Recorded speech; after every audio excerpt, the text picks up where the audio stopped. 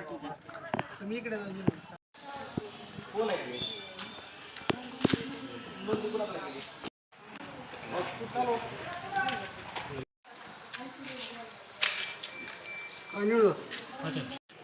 डोलारे कोण आहे, काय नाव? सुमन डोलारे. कुठले आहे ते? तांबळवाडी. हो. किती रुपये दिलेत नोंदणीला? नोंदणी करा 2,500 रुपये घेतले आणि परवा ते पेटीचे फॉर्म भरायला 8,500 रुपये घेतले. 8,500 पेटीला, 850. 850 पेटीला आणि नोंदणीला 8,500. त्याची काय शासनाची पावती वगैरे काय दिली का तुम्हाला? कार्ड तेवढं दिले ते बी आम्ही आणला स्वतः आमचे नाही द्यायला आणि बाकीच्या अजून पैसे घेतले पण कार्ड नाही ते.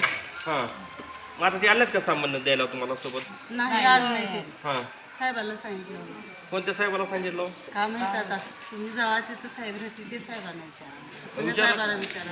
कोणत्या साहेबाला विचारलं मग आता? नोंदणी कधी केली? तुम्ही आता वर्ष होऊन गेलं आमचं. सामान येऊन काय मिळालं का नाही तुम्हाला? काहीच भेटलं नाही सामान.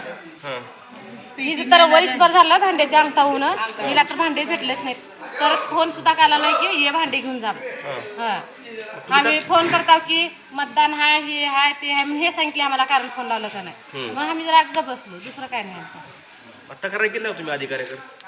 नाही धाराशिवला? नाही. किती जण आलो तुम्हाला घेऊन?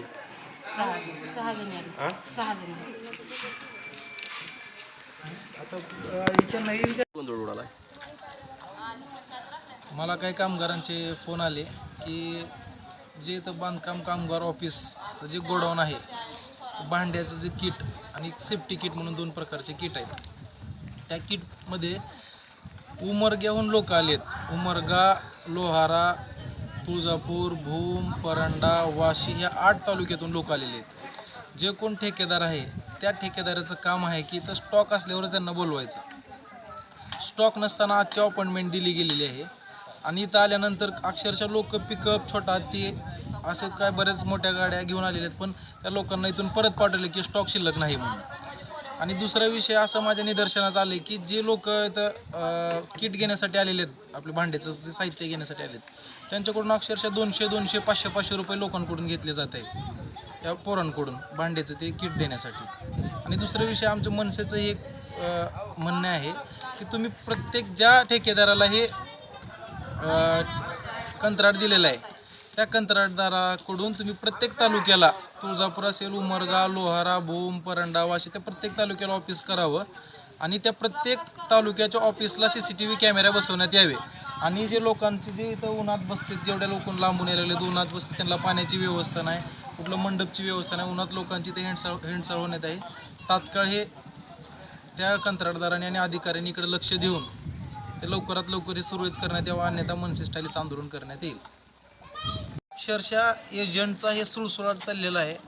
प्रत्येक बांधकाम कामगाराकडून नोंदणी करताना 1,500, परत आपले किट घेताना 1,500 आणि शिष्यवृत्ती जर मिळाली एका मेडिकल कॉलेजच्या विद्यार्थ्याला 1,00,000 रुपये शिष्यवृत्ती, तर निम्मे अक्षरशः अर्धे पैसे एजंट घेत आहेत.